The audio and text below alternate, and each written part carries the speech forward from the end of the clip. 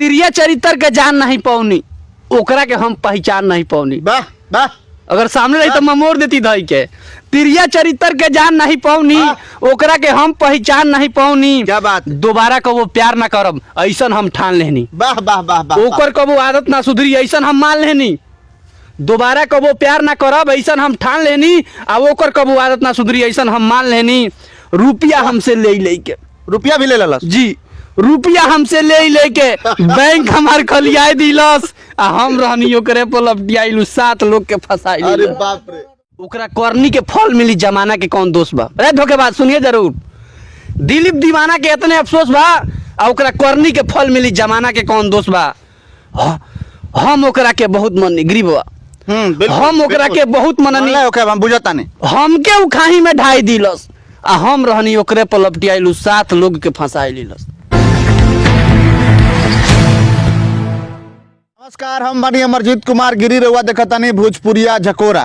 आज फिर से तीसरा बार युवा कवि दिलीप दीवाना पहुंचल बानी और यहाँ के उत्तर प्रदेश के धरती से बिलोंग करतानी, कुशीनगर जिला में घर बा और फिर से यहाँ के आयल बनी। लेकिन आज जौन कविता हुई युवा कवि दिलीप दीवाना के द्वारा, वो कविता प्रेम रस के ऊपर बा।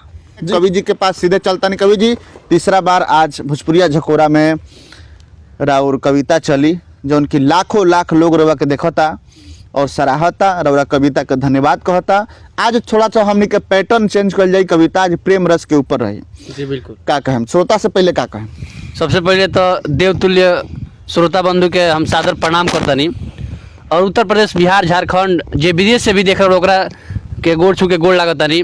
और यही तरह बाबा पर आशीर्वाद अपन बनने रहिलो और हमरो पर आशीर्वाद बनने रहिलो।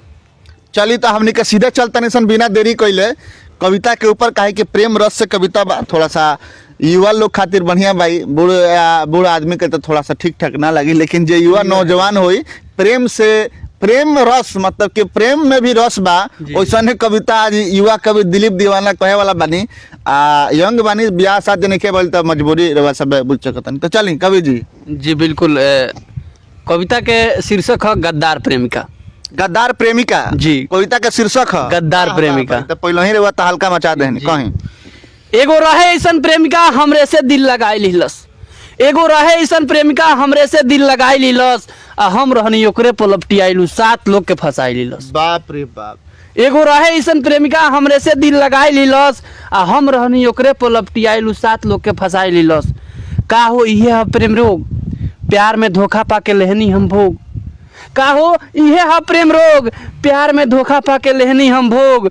झूठ साँच बोल बोल के प्यार के घर बसाई लिलस, झूठ साँच बोल बोल के प्यार के घर बसाई लिलस। आ हम रहनी ओकरे पर लपटियाइल, उ 7 लोग के फंसाई लिलस। बाप रे बाप, बाप रे। और दुख हमने के समझ सकता नहीं सन कवि जी। जी बिल्कुल। और पीड़ा हमने के समझ सकता नहीं सन कि रउरा कौना दौर से गुजरता नहीं। अगला लाइन बाकी, तिरिया चरित्र के जान नहीं पौनी, ओकरा के हम पहचान नहीं पौनी। वाह वाह। अगर सामने रही तो मैं मोड़ देती धई के। तिरिया चरित्र के जान नहीं पौनी, ओकरा के हम पहचान नहीं पौनी। क्या बात। दोबारा कबो प्यार ना करब ऐसन हम ठान लेनी। वाह वाह वाह वाह। ओकर कबो आदत ना सुधरी ऐसन हम मान लेनी। दोबारा कबो प्यार ना करब ऐसन हम ठान लेनी। आ ओकर कबो आदत ना सुधरी ऐसन हम मान लेनी।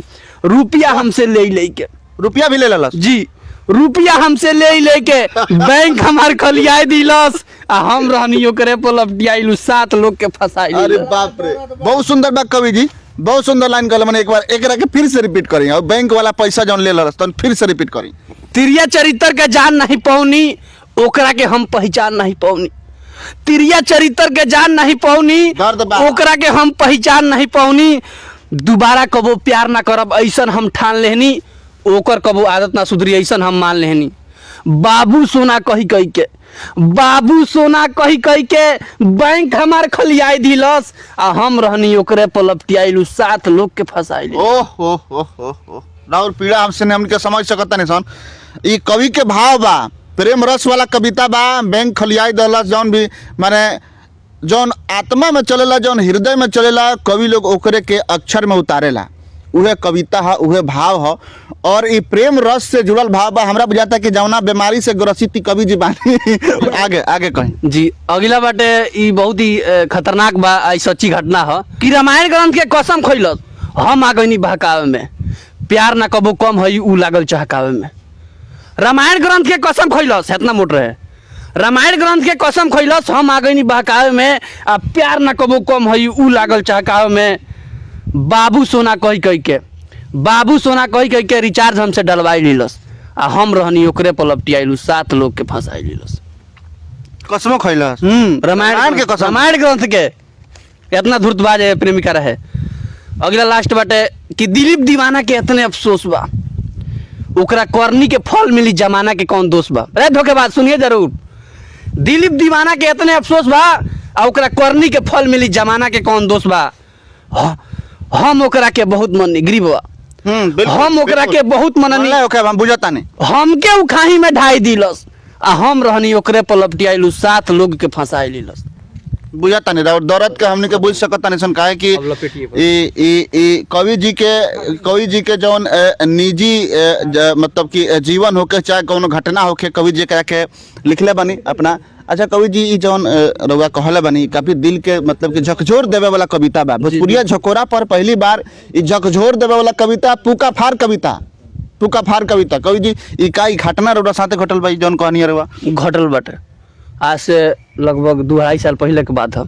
और ऐसे हम युवा लोग के संदेश देव कि लोग प्रेम करे के बाद तब माता से प्रेम करी, प्रेम करे के बाद तब पिता से प्रेम करी, प्रेम करे के बाद तब पापा से प्रेम करी, प्रेम करे के बाद फुआ से प्रेम करी। लेकिन आजकल जे प्रेम करता प्रेमिका से, पहले वाला राधा कृष्ण वाला प्रेम नहीं रह गइल, बड़ा टाइम पास बा, सीताराम वाला प्रेम नहीं रह गइल।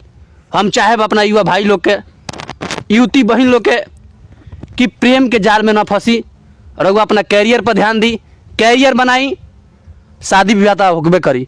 लेकिन हमरा कविता ऐसे पढ़ला से एक उद्देश्य बा कि वो सब प्यार के जाल में कबो ना पड़ी, कोनो ना लड़की के झांसा में पड़ी, ना कोनो लड़का के, बस ये संदेश बा हमार।